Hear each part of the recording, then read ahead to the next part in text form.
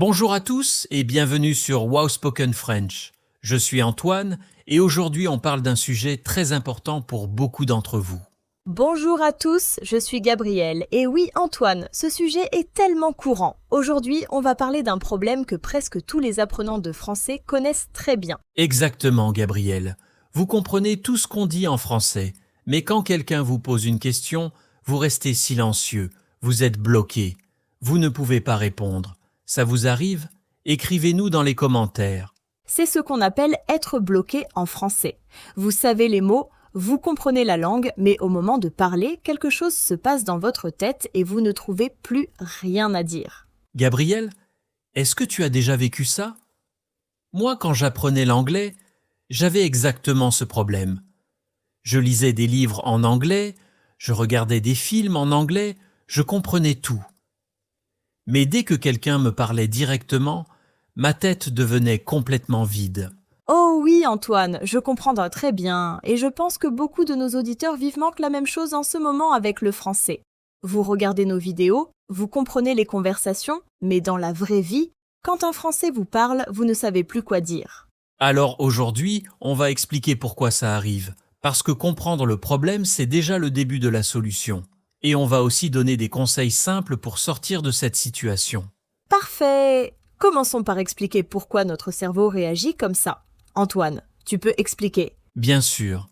Alors, quand vous écoutez du français, vous êtes dans une position confortable. Vous recevez les informations.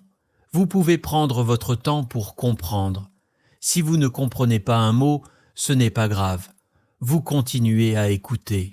Exactement. Mais quand vous devez parler, la situation change complètement. Vous devez chercher les mots, vous devez les mettre dans le bon ordre, vous devez penser à la prononciation. Et en même temps, vous pensez à ce que l'autre personne va penser de vous. Oui, c'est trop d'informations en même temps pour le cerveau. Et le résultat, c'est la panique. Le cerveau dit « trop de pression, je m'arrête » et vous restez silencieux. C'est très bien expliqué, Antoine. En anglais, on appelle ça le freeze response. En français, on peut dire la réaction de blocage. Ça arrive quand il y a trop de stress ou trop de pression. Auditeurs, est-ce que vous reconnaissez cette situation? Dites-nous dans les commentaires comment vous vous sentez quand vous êtes bloqué. Est-ce que votre cœur bat très vite? Est-ce que vous rougissez? Est-ce que vous avez chaud tout d'un coup? Moi, quand j'étais apprenante d'espagnol, je transpirais beaucoup quand je devais parler, c'était très embarrassant. Mais aujourd'hui, je parle espagnol couramment, donc c'est possible de surmonter ce problème. C'est un très bon exemple, Gabriel. Et c'est important de dire ça aux auditeurs. Ce blocage n'est pas permanent. Ce n'est pas parce que vous n'êtes pas intelligent ou pas capable d'apprendre le français. C'est simplement une réaction normale du cerveau face au stress. Absolument. Alors, voici notre premier conseil. Et c'est peut-être le plus important. Accepter l'imperfection. En français, on dit accepter l'imperfection. Oui. Beaucoup d'apprenants veulent parler parfaitement avant de commencer à parler. Ils attendent donc d'avoir le vocabulaire parfait, la grammaire parfaite, la prononciation parfaite. Mais cette attente crée encore plus de pression. Exactement. Les enfants qui apprennent à parler, est-ce qu'ils attendent d'avoir une grammaire parfaite avant d'ouvrir la bouche? Non, ils parlent, ils font des erreurs et ils apprennent de ces erreurs. C'est une comparaison très juste. Pensez à un enfant de 2 ans. Il dit des choses comme « moi vouloir du lait ». La grammaire n'est pas correcte, mais tout le monde comprend. Et personne ne rit de cet enfant. Alors, notre message pour vous aujourd'hui, c'est parler même si vous n'êtes pas parfait. Parlez même si vous faites des erreurs. Parlez même si votre accent n'est pas parfait. L'important, c'est de communiquer. Notre deuxième conseil, c'est de préparer des phrases simples à l'avance. En français, on appelle ça des phrases de survie. Ce sont des phrases courtes et utiles pour toutes les situations. Oui. Par exemple, si vous ne comprenez pas quelque chose, vous pouvez dire « je ne comprends pas » ou « pouvez-vous répéter s'il vous plaît » ou encore « pouvez-vous parler plus lentement ». Ces phrases simples sont très utiles. Si vous les connaissez bien, si vous les avez pratiquées beaucoup de fois, elles vont sortir automatiquement même quand vous êtes stressé. C'est vrai, parce que quand quelque chose est automatique, le cerveau n'a pas besoin de réfléchir. Et si le cerveau n'a pas besoin de réfléchir, il y a moins de stress. Exactement. Et moins de stress, ça veut dire moins de blocage. Auditeurs, essayez de mémoriser ces 3 phrases aujourd'hui. Premièrement, je ne comprends pas. Deuxièmement, pouvez-vous répéter? Troisièmement, parlez plus lentement, s'il vous plaît. Super! Notre 3e conseil est très pratique. C'est de parler à voix haute tous les jours, même tout seul. En français, on appelle ça pratiquer la parole à voix haute. Oui, beaucoup de gens pensent qu'ils doivent avoir un partenaire pour pratiquer, mais non, vous pouvez parler tout seul. Par exemple, quand vous faites la cuisine, décrivez ce que vous faites en français. C'est une excellente idée. Par exemple, je coupe les légumes, je mets l'eau dans la casserole, je mélange les ingrédients, ou quand vous regardez par la fenêtre, décrivez ce que vous voyez. Exactement. Je vois la rue. Il y a des voitures. Le ciel est bleu aujourd'hui. Il fait beau. Ces exercices simples habituent votre bouche à produire des sons français. Votre langue et vos lèvres apprennent les mouvements nécessaires. Et en plus, ça habitue votre cerveau à chercher les mots français automatiquement. Après quelques semaines de cette pratique, vous allez remarquer que les mots viennent plus facilement. Notre 4e conseil, c'est de commencer par de courtes conversations. Ne vous mettez pas dans une situation très difficile au début. Commencez petit.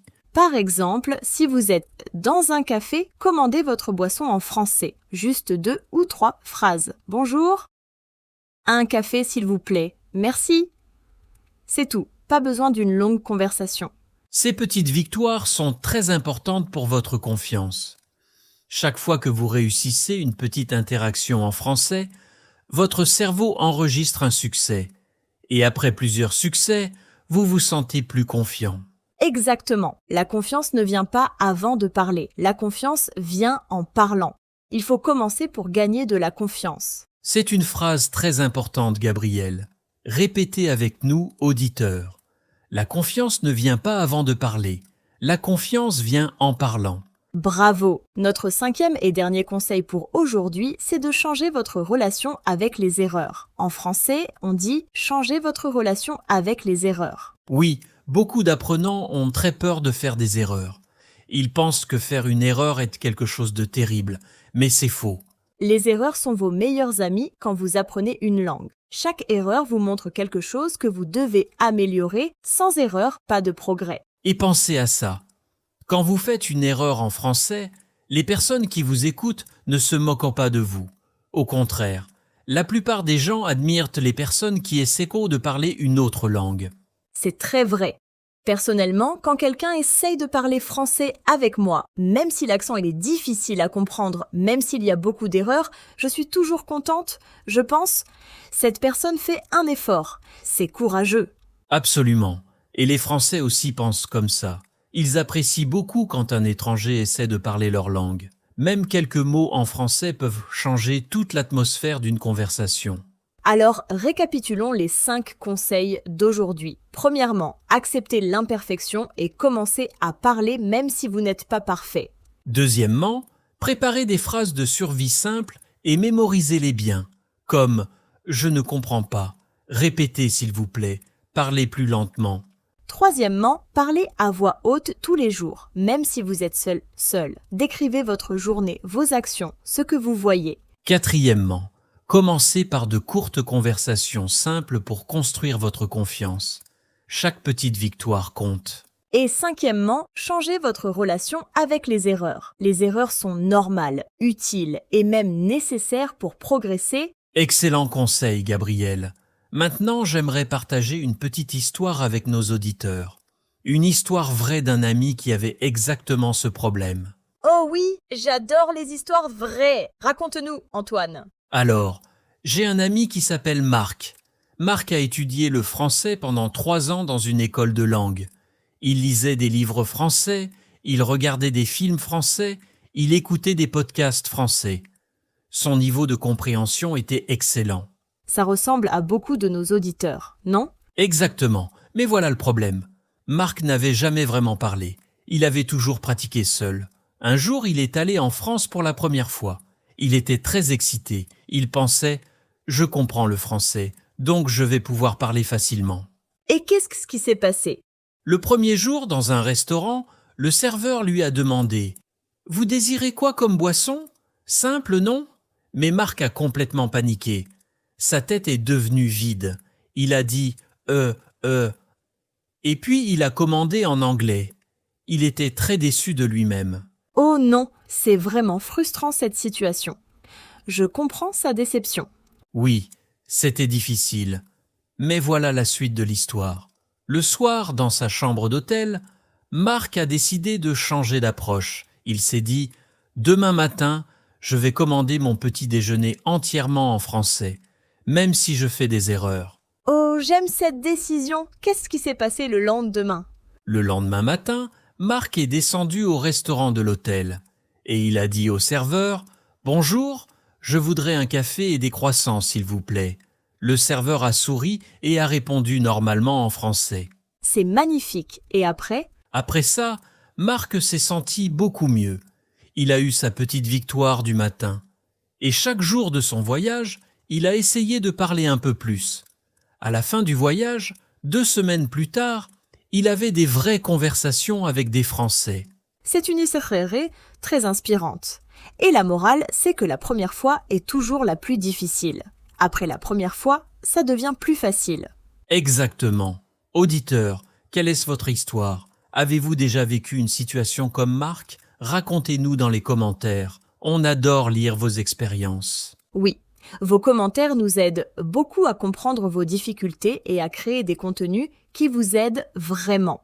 Maintenant, on va faire un petit exercice pratique ensemble. Gabrielle, tu es prête? Oui, je suis prête. Auditeurs, participez avec nous, c'est votre moment de pratiquer le français. L'exercice est simple. Je vais poser une question à Gabrielle et Gabrielle va répondre. Ensuite, vous allez aussi répondre à la même question, tout seul chez vous, à voix haute. D'accord? Voici la première question. Gabrielle, comment tu vas aujourd'hui? Je vais très bien, merci Antoine. J'ai bien dormi cette nuit et ce matin j'ai bu un bon café. Et toi, comment tu vas? Maintenant, c'est votre tour, auditeur. Répondez à voix haute comment vous allez aujourd'hui. Prenez 30 secondes. Bravo! Exercice numéro 2. Gabrielle, qu'est-ce que tu as fait ce matin? Ce matin, je me suis réveillée à 7 heures, j'ai pris une douche, j'ai mangé des tartines avec de la confiture et j'ai préparé cet épisode du podcast avec Antoine. Et vous, auditeurs, qu'est-ce que vous avez fait ce matin? Répondez à voix haute maintenant. Parfait. Exercice numéro 3 et c'est le plus important. Gabrielle, pourquoi tu apprends une nouvelle langue? J'aime les langues parce qu'elles m'ouvrent de nouvelles cultures et de nouvelles façons de penser. Et vous, auditeurs? Pourquoi vous apprenez le français?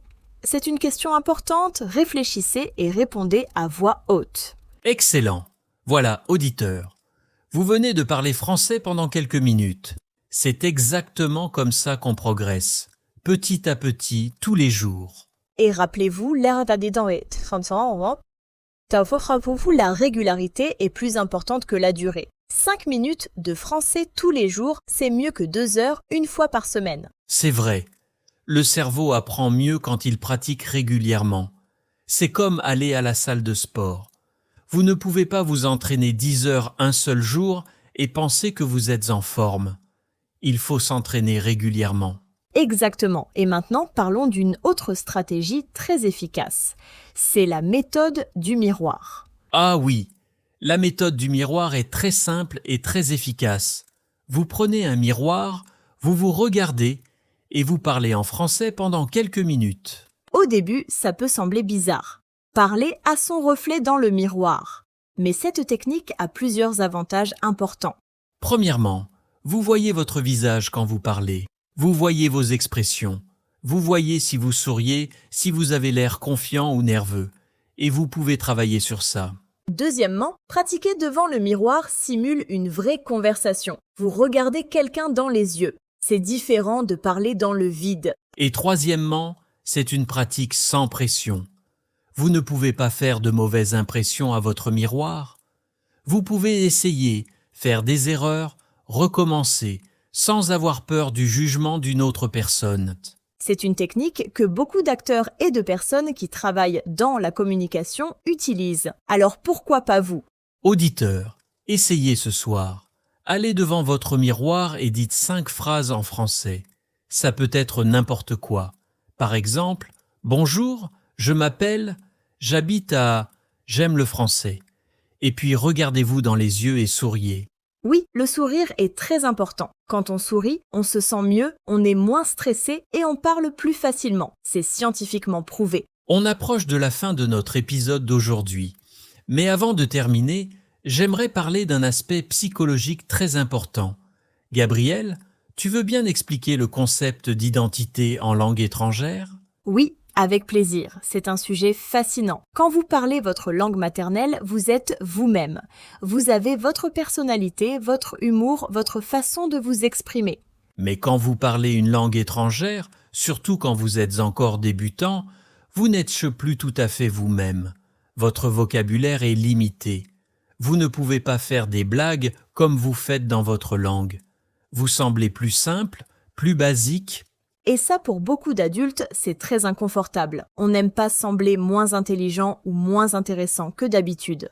C'est une vraie difficulté psychologique, et elle est souvent plus grande que la difficulté linguistique. Ce n'est pas que vous ne savez pas les mots, c'est que vous ne voulez pas vous montrer vulnérable. Mais voici la bonne nouvelle. Cette sensation de vulnérabilité diminue avec le temps et la pratique. Plus vous parlez, plus vous trouvez votre identité dans la nouvelle langue. Et un jour, vous allez commencer à faire des blagues en français. Et ce jour-là, vous allez sentir quelque chose de très spécial. Vous allez sentir que le français fait partie de vous. Pas juste une langue que vous avez apprise, mais une partie de votre personnalité. C'est un sentiment magnifique. Moi, quand j'ai fait ma première vraie blague en espagnol et que les gens ont ri, j'ai senti que j'avais vraiment appris la langue. Pas juste les mots, mais l'âme de la langue. C'est très poétique, Gabriel. Et c'est vrai, une langue, c'est beaucoup plus que des mots et de la grammaire. C'est une façon de voir le monde, une façon de penser, une façon de ressentir les choses. Auditeurs, nous voulons savoir, est-ce que vous avez déjà senti ça ? Un moment où vous avez senti que le français était vraiment en vous, partagez votre expérience dans les commentaires.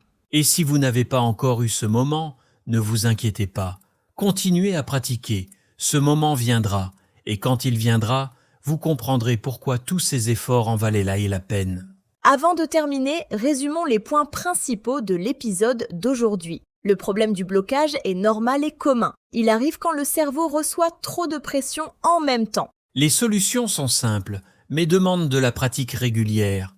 Accepter l'imperfection, préparer des phrases simples, parler à voix haute tous les jours, commencer par de petites interactions et aimer vos erreurs. La confiance vient en parlant, pas avant de parler, et la régularité est plus importante que la durée des sessions de pratique. Et n'oubliez pas que derrière la difficulté linguistique, il y a souvent une difficulté psychologique. Se montrer vulnérable dans une nouvelle langue demande du courage. Mais ce courage est récompensé. Avec le temps, le français va devenir une partie de vous et vous allez découvrir une nouvelle façon de voir le monde.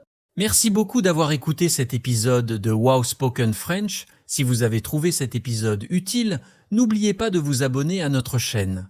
Et laissez-nous un commentaire. Dites-nous ce que vous avez pensé de cet épisode. Est-ce que vous vous reconnaissez dans le problème du blocage ? Quels conseils vous allez essayer en premier ? On adore lire vos commentaires. Ils nous motivent à créer plus de contenu pour vous aider à progresser en français. À la prochaine fois sur Wow Spoken French. Continuez à pratiquer, continuez à progresser et n'ayez pas peur de faire des erreurs. Au revoir tout le monde. Bonne journée et bonne pratique du français. Au revoir et rappelez-vous, chaque mot français que vous dites aujourd'hui vous rapproche de la fluidité. Courage et à bientôt.